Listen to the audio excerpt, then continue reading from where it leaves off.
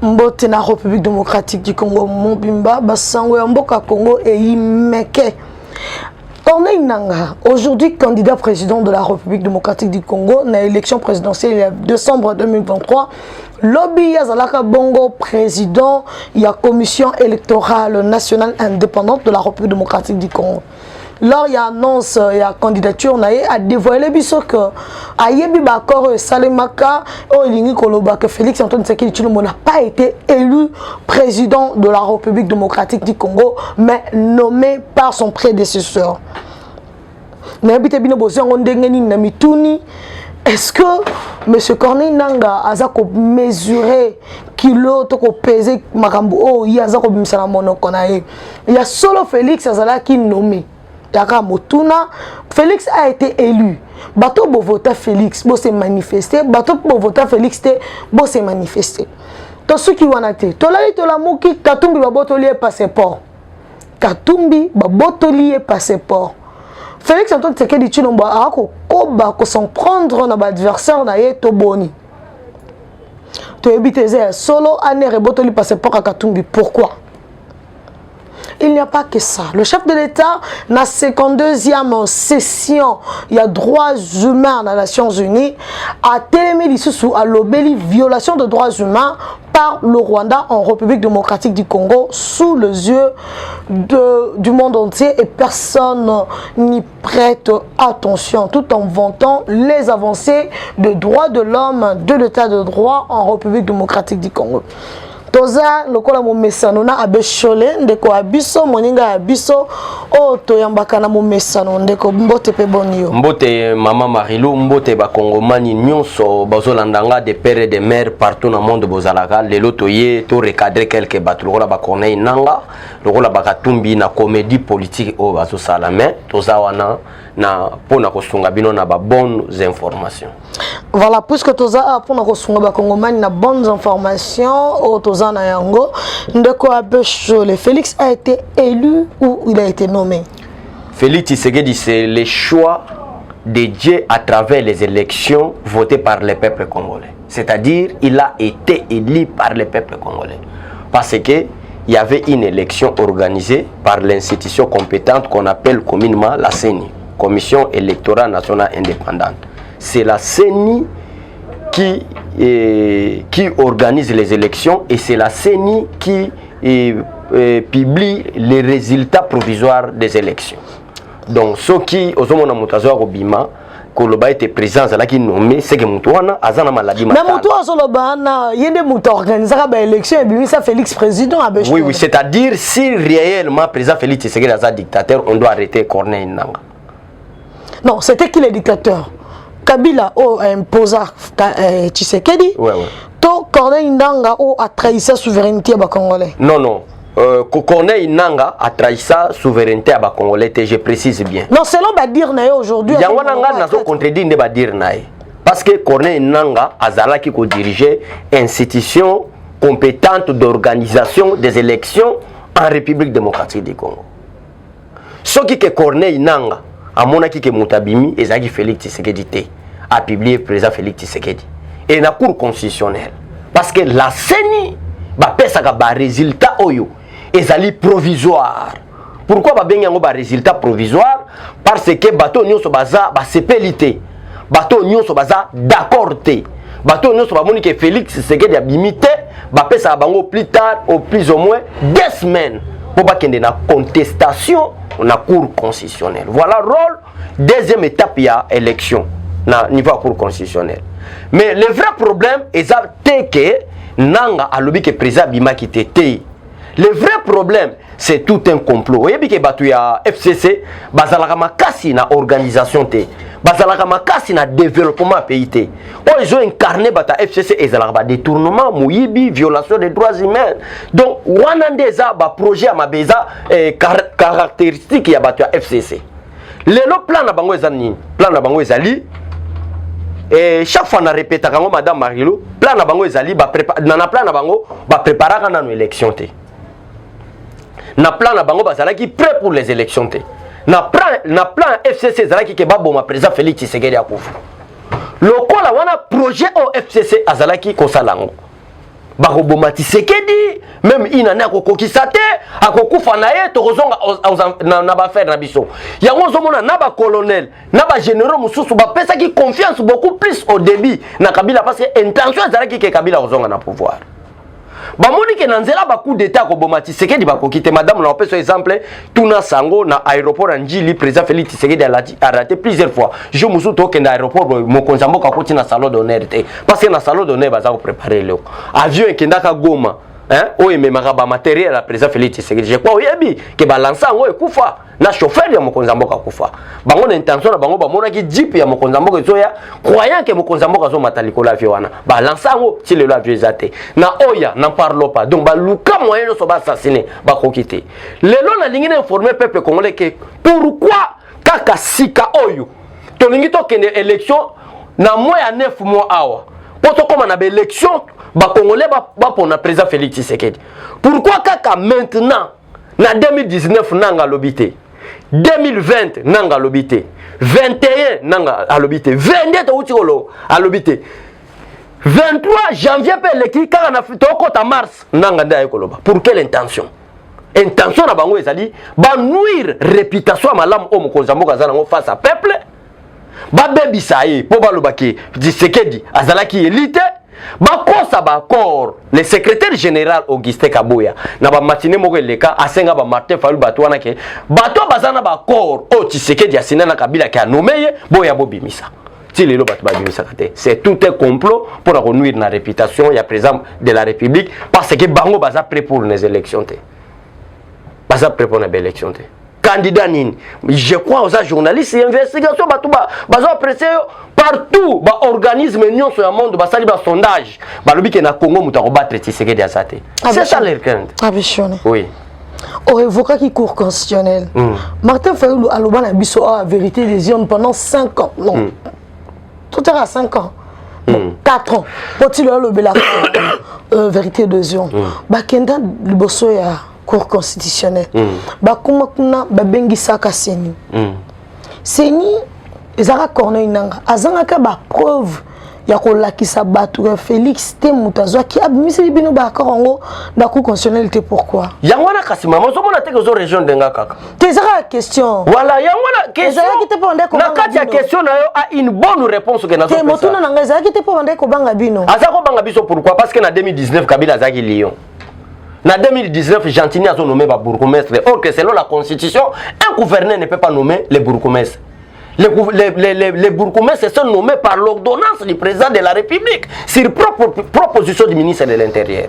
Mais Gentini a nommé ba bourgmestre na mboko oyo qui violait la constitution. Oyebi pourquoi?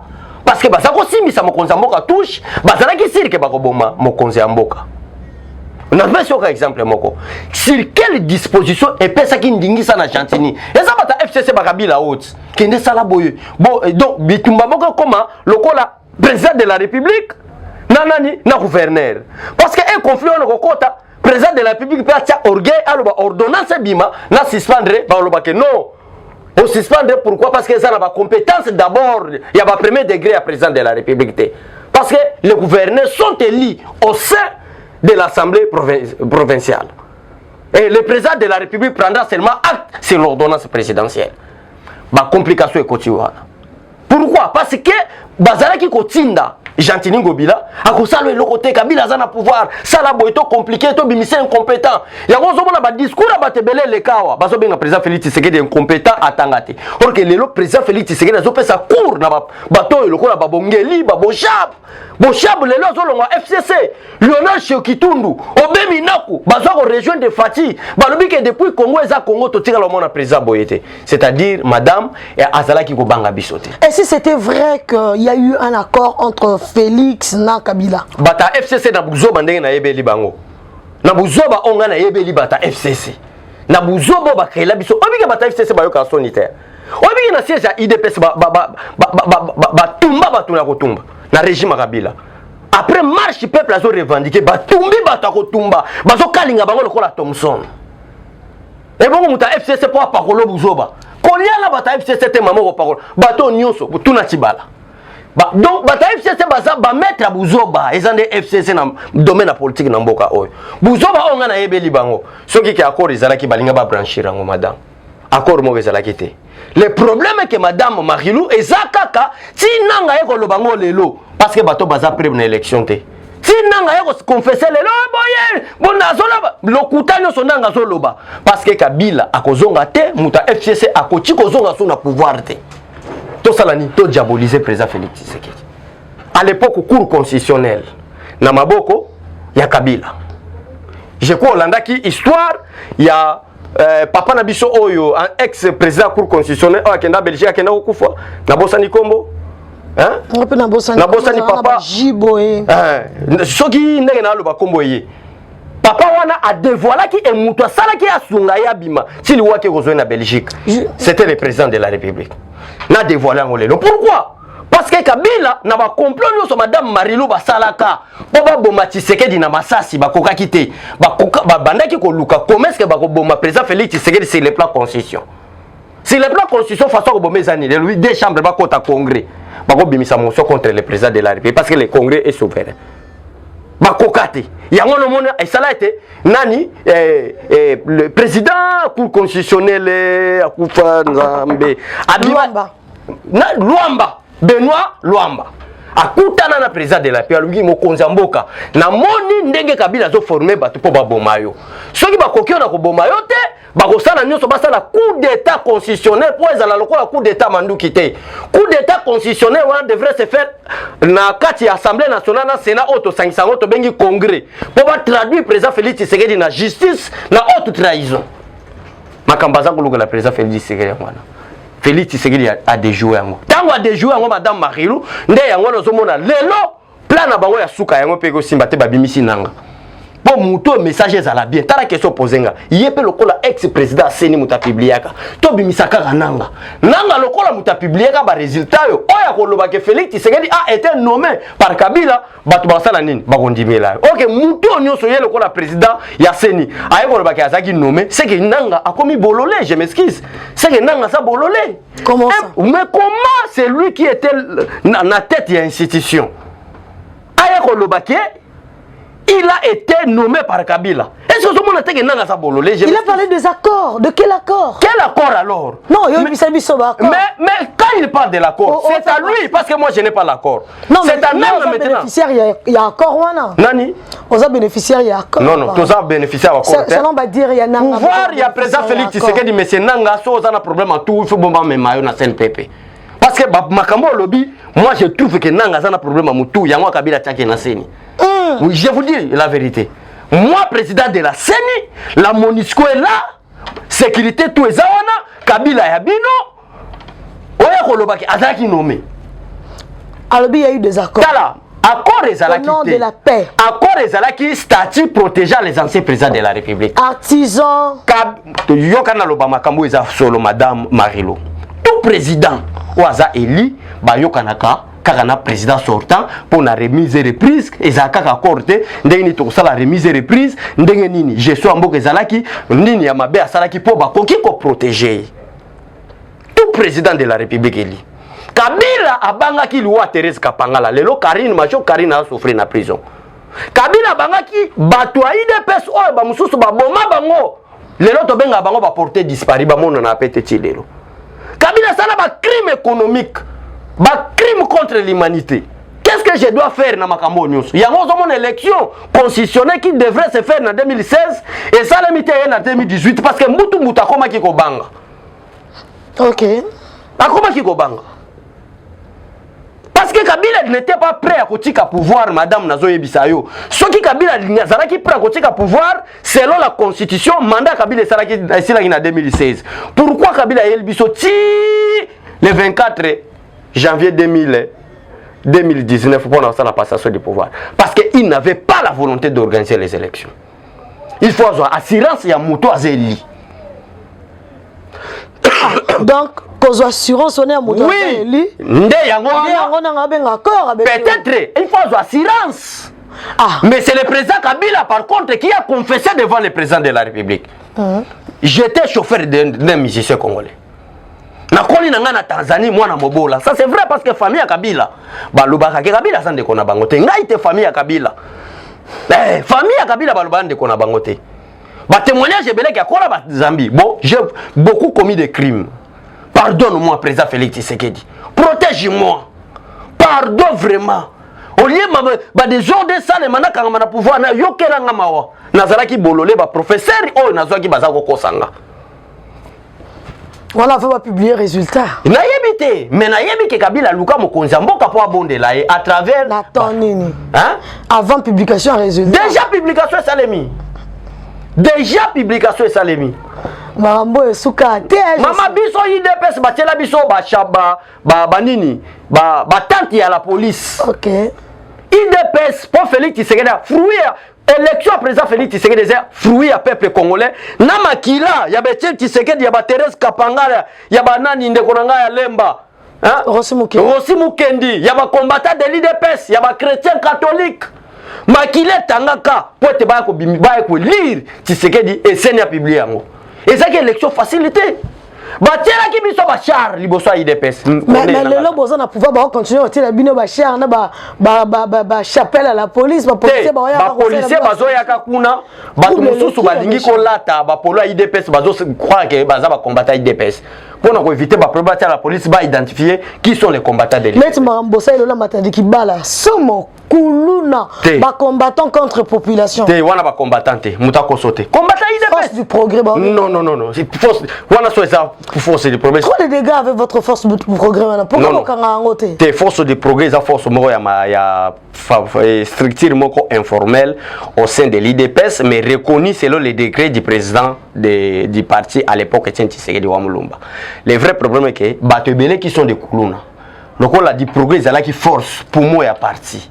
Tant que tu es en opposition. Il y a des jeunes délinquants. Il y a des jeunes délinquants. Est-ce que moi je suis délinquant? Si nazolo baboy, na leki Emile Bongeli na maele. Na leki Boshabu na maele. Na leki bo nani Obemina na maele. Est-ce que naza bololé, naza kufuna? Vous parlez de professeurs monsieur. Mais nazo ebiso, ce sont des bololés. J'ai mes enfants bako tanga kunate. Tango minako article 220. Et zolo il y a des articles qu'on ne peut pas violer. Qu'on ne peut pas modifier. Au même na qualité à président de l'Assemblée nationale, Zobima, albi que tout livre qui a été écrit par un homme peut changer. Est-ce que ça c'est ça l'intelligence? Pourquoi bolinga kobenga mbwana kombo na ngote? En fait, obenga force du progrès bakuluna. Baza bakuluna te. Même batunio so babenga bango simbaka machette à tout moment. Du progrès. Nazo soutenir du progrès. Fréquentable. Du progrès basimbaka machette te. Bato bazo simba machette bazo utana ngambo ya PPRD. Bato ba memela biso système machette madame Marilou oyebi bango. Tika ko sala hypocrisie oyebi bango tuna Français Kalombo. Seria za ina PPRD banani bayaka na système machette na mboka o. Bato PPRD bayebi. IDPS machette te. IDPS ezalaki nango papier na bic na terrain na balabala. Revendication constitutionnelle. Allons aux élections. C'est ça qui lit à IDPS. Mais sans ce monde, le système est commis. Balatissimo tout tricot à IDPS. Ba commis force du progrès. Bilonyo so bako c'est la binora. Bako c'est donc majorité baka comme la IDPS bako c'est la IDPS. Pour nous diaboliser la réputation du président de la République. Tel que je suis là, maman, ndenge nazaboy. Pour na bimananzela, nazana carte d'identité nanga, soit carte d'électeur. Soit passeport pour na yebi beke na okutana problème batu il faut ba yeba muto akutana problème identité nezani ndé na tambola boy na koloba teke du fait que naza communicateur maman tango na lobake nous sommes des communicateurs de l'IDPS ndima keza solo reconnu par le président de la République lui-même et toute vérité n'est pas bonne à dire ici na ko banda ko tambola teke ma peka likolo du fait que je suis communicateur du parti et du président de la République ndé na moniteur Marilou la qui ça dans cela non l'IDPS nous sommes bien éduqués politiquement. Bien éduqué pour nous. On va retenir que Félix Antoine Tshisekedi Tshilombo est un président par accident. Non, si c'était par accident, mais le lelo Congo est comme aboyité. Si c'était par accident, mais le lelo Congo embargo et l'ongwate. Parce que bato bayaki par accidenté, batika biso embargo. Bato bayaka par accidenté, batika biso na budget 800 millions. Bato bayaka par accidenté. Tikela biso 200 transco. Bato bayaka na accidenté. batikala kozwa ta décision constitutionnelle sur l'insécurité à l'est, or que leurs attributions eza liées à la constitution de la République démocratique du Congo. Batu oyo bayaki par accidenté, baboma droit de l'homme ezalaki respecté te. Soko tuni batu droit de l'homme na Congo c'est président Félix Tshisekedi Congo liberté à ba journaliste fandi ou liberté à ba congolais fandi. Imaginez-vous Moutoloko la Martin Fayulu a benga président Félix Tshisekedi pantin placebo. Ce n'est pas lui qui dirige, c'est Kabila qui dirige. Mais le jour où Félix Tshisekedi a bâti FCC Koufi, oh Félix Tshisekedi a commis dictateur. Mais par contre, Mouto Bazolo Bake a eu un accident Tshisekedi. Alors on a son embargo. Mouto Balobi qui a eu par accident. Atika biso na 200 transco Félix Tshisekedi a commis 1 million de transco. Mouto a eu par accident. Bétidia Bazalaki Kotambola na makolo. Félix Tshisekedi a pesi bango académie bis. OK. Bon, Mouto a eu par accident. Babongi Saka université à Kinshasa depuis 1960. Mais Félix Tshisekedi a commis université de Kinshasa VIP.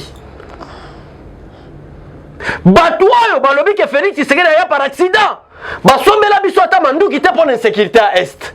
Tshisekedi a yo yebi pris à drone kaka moko pour les informations. Oye bien ngo, lelo Tshisekedi a to comment na ba drone, to comment na ba avion de chasse, to comment na nini, to comment na Valère. Pour votre information, la session Ezoya, la République démocratique du Congo sera parmi les membres non permanents du Conseil de sécurité. Grâce à président Félix Tshisekedi. Des Nations Unies. Des Nations Unies.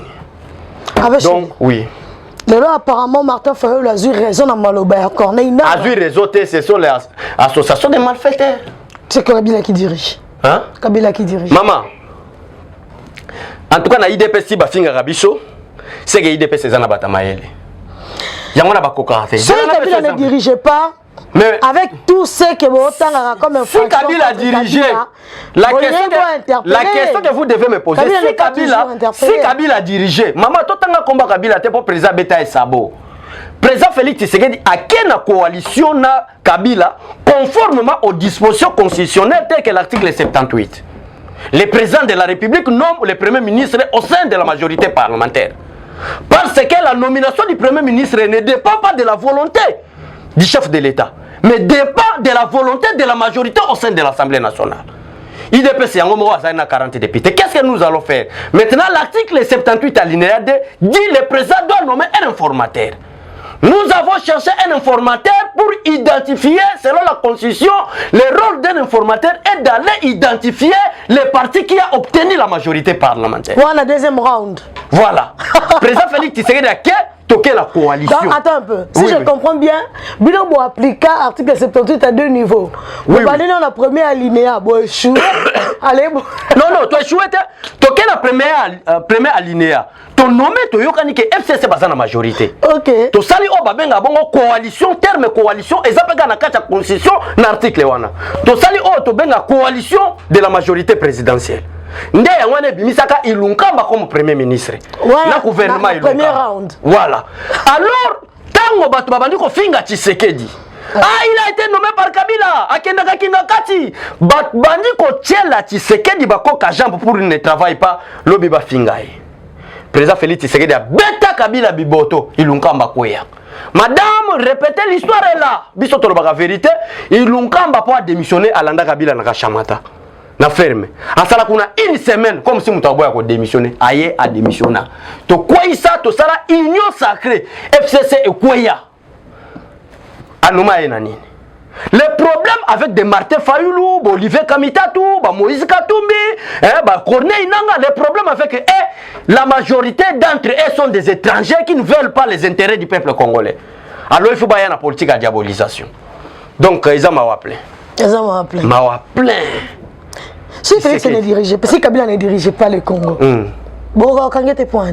Non, non. Bon, interpellé, même pas pour le news. On vient de découvrir aussi les contrats chinois, la bêtise sinon Congo, Madame. sinon Sicomine. Voilà. Madame. La bêtise Sicomine. Madame, Madame Marilou. Tout le monde dit qu'il s'agit de Kabila. Mais bien sûr. Même Matata Pogno a accusé Kabila. Mais bien sûr. Mais vous êtes incapable. Quand vous parlez de vous, c'est-à-dire quoi? Il y a des personnes qui vont l'arrêter. Nous parlons de votre régime. Alors, de votre pouvoir. Alors, le problème, c'est quoi? Pour faire voir que Kabila Non. Pour faire voir que Kabila ne dirige pas, ça ne nécessite pas son arrestation. Non, ne fût-ce qu'une interpellation. Non, mais vous oubliez qu'il y a un statut protégeant les anciens présidents de la République. Dans 4 articles, les statuts protégeant, nous, le problème de la différence entre l'IDPS et les autres partis politiques, nous essayons de respecter les principes établis. Ah. Voilà. Même quand la loi de... Madame, vous savez la dictature, c'est quoi? Vous savez la dictature, c'est quoi?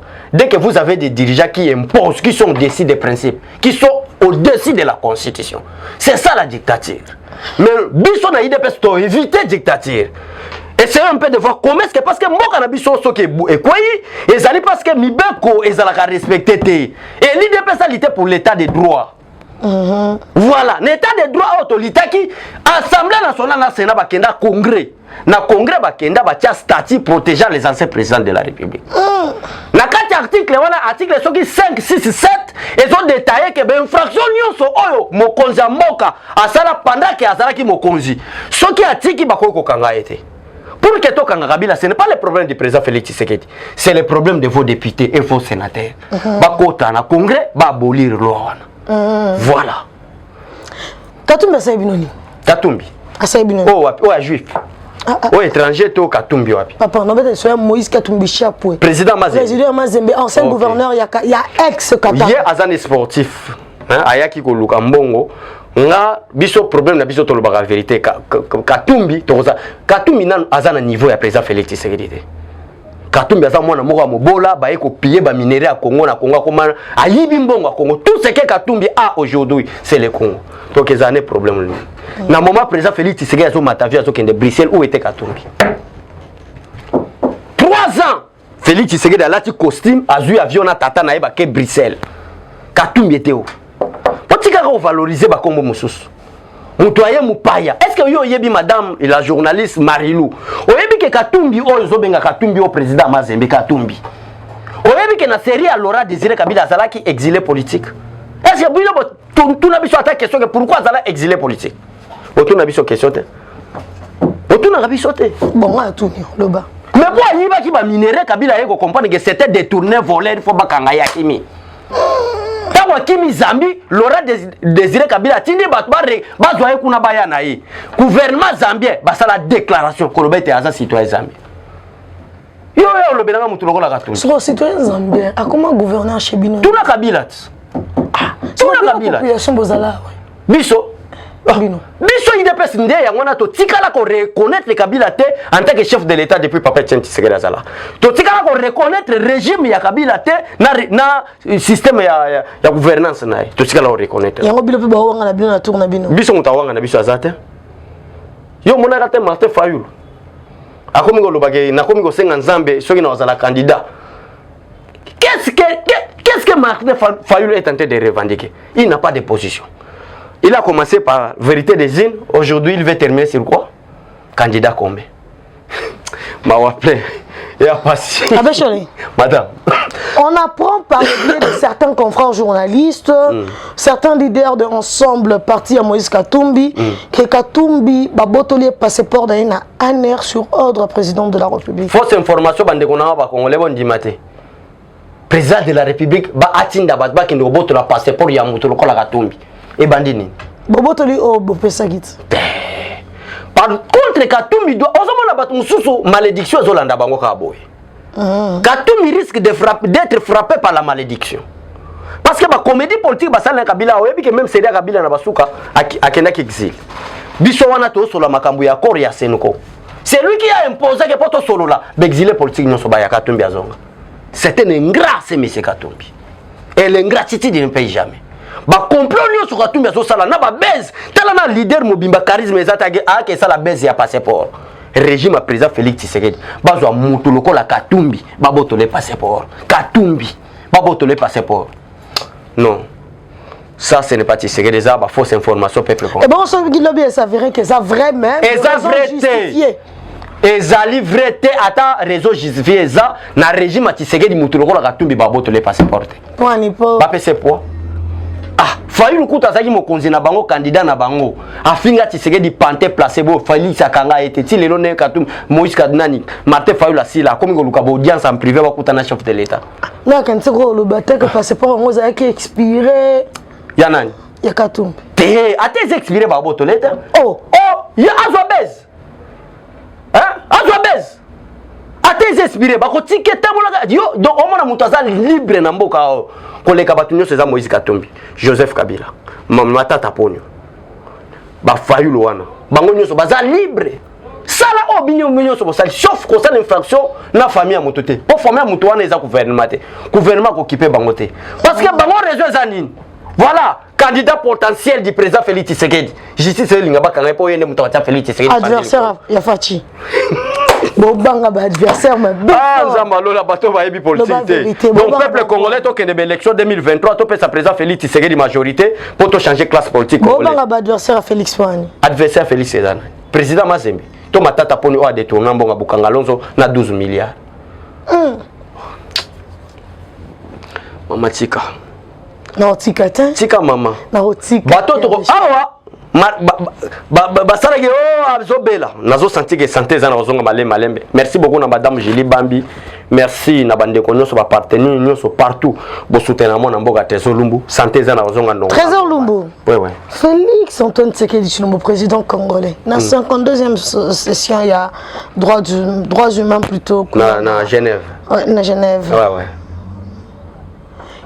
Avancer état de droit. Papa état de droit na bino est avancé.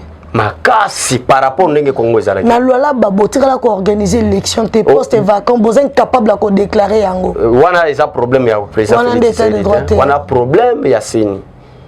Wana c'est état de droit. Makambo ya seni mama, seni c'est une institution. Makambo ya seni boya ko bambela ko président. Mais VPM c'est l'on des fois déclarer en vacant. Seni royande ni ko ko ma pesi nzela te. Yango no somona ba déclarer en karaté ko élection zo ça. Ba déclarer en journée. Avant-hier. Non, ba déclarer en tapis. Je te jure peut-être Hollande en te kala mingi to zo ka élection zo salema. Voilà. Ah c'est que ba ko déclarer. Nazo ebiso ba déclarer élection zo salema. Te abechole officiel. Yo monité maman Elisabeth Tshisekedi aza déjà kuna. Candidate potentielle. Na ba élection na loi là-bas. Maman ko se faire enrôler temper. Mais à qui s'enrôler pourquoi? À qui s'enrôler pourquoi? Pour nous avoir de l'état à voter, à la paix candidat, gouverner dans la loi. État de droit. Et ils ont avancé qui Jimmy Kitengazap. Jimmy Kiteng. Asa na bolokot. Donc état de droit pour nous violer mon abattement, moi c'est bakangion d'état de droit baby. Non na viola. Na rolo baté quelle autre information tout na ba yebisa. Ah donc zena. Ba Congolais baby que Jimmy Kiteng bakanga epo. Ande ko s'apprendre le pouvoir à Félix. Non non. Ande ko s'attaquer na. Ba tebele ba lembolo dia oyebi ba buzo ba baloba contre le président. Ba ebele ba prince penge. Ba ko kanga bango te ba ke kanga ka Kitengi. Non, eza fausse information. Kende tuna Kitenga oyebi c'est vraie raison. Bato azo ya mana privé a oyebi so pourquoi ba kanga. Jimmy Kiteng. Jimmy Kiteng. Il peut perdre. Il peut perdre da ebi benga ye so za numéro tuna est vraiment mon frère zo sala soyez sincère. Est-ce que au sala ki nini pour régime déjà. Ye wana makamba justice na kiparateur botu na procureur na tribunal Barnabé Milinganyo bo pesa batu nyoso aba grâce grâce présidentielle ya zongote poani Barnabé préparer le coup d'état contre le chef de l'état azaki na kati ya nzungu oyo mabena ya salaka ngana ozala sincère mabena ya salaka place bazaki na kati ya complot olia garder yango secret aye koleka na télévision albike Félix a olia mbuma mokonzi ya mboka na bino ozobiso olia mbuma na lingala elingo lo baba Roberto Masasi il doit se justifier na Roberto Masasi où est le problème c'est ça même l'état des droits c'est ça l'état des droits c'est ça l'état des droits bon à 100 jours bosuka na onde 100 jours yo mona baso de mutote parti muso etikala tuna Vital Kamerhe za libre moi parti au président volontaire azaki nango à 100 jours parce que programme à 100 jours maman ezaki programme moko makasi kosala babiloka mike o kabila kokaki kosala te mbang pendant 100 jours pa bato ba mona développement parti ya banda ko estalema na bakanchachi baso de mouton na bakananga parti ça parti musumbongo yango bakanga Kamerhe yonde faut que tout na Kamerhe parti mbongo wana zo isa tala ba congolais c'est là bango synthèse et évolution il y a état de droit sous mandat ya Félix donc bande konanga tozalaki na mboka moko ya kobeba mboka ezalaki ya ba généraux ya bato bana ba pete bato bazana bokonzi na mboka oyo biso ba malere ba bola soko salere ba kangayo Félix Tshisekedi EAE a commis biso nyonso pied même pied d'égalité aux ala général aux ala ministre aux ala premier ministre aux ala nani devant la justice na régime Félix Tshisekedi to commis na même pied d'égalité wana eloko ya liboso lingana yebisa bino ya mibale bolanda makambo ya Corneille Nangaa Salité en tant que président ya CENI une grande institution de la démocratie parce que on ne peut pas parler de la démocratie sans les élections. On parle aussi de la démocratie parce qu'il y a les élections. Mais, à ce que Félix Tshisekedi a été nommé, il y a un mec qui explique qu'il y a une maladie mentale. Mais maintenant, c'est un peuple qui ne va pas traiter. Ayez vos apaisements, il n'y a rien. C'est l'homme qui appelle. Félix Tshisekedi aura 400 députés et élu avec plus de 80%. Que Dieu bénisse le président de la République, PC Mikolo. Le rôle de l'Obakete, il y a Azali, na mandat à la mission. Mission ne se à 15 ans, 30 ans, Nzambe Yemo Yebi. Mais Abomisana, nous Congo Pomboke Kende Liboso. Tout le monde en a tout à l'heure. Merci à tous les compatriotes de la République démocratique du Congo. C'était pour moi un plaisir de vous présenter le décryptage du jour avec Abèche Leli Trésor Lumbu. Restons donc branchés, qu'on était scotchés. Nanda Konabino Yabasango, République démocratique du Congo, Nyon Sotozo Basango Yamboka Congo, le rumeur pour vous. 4 émissions. 4 émissions. Toi aussi ici. Oh.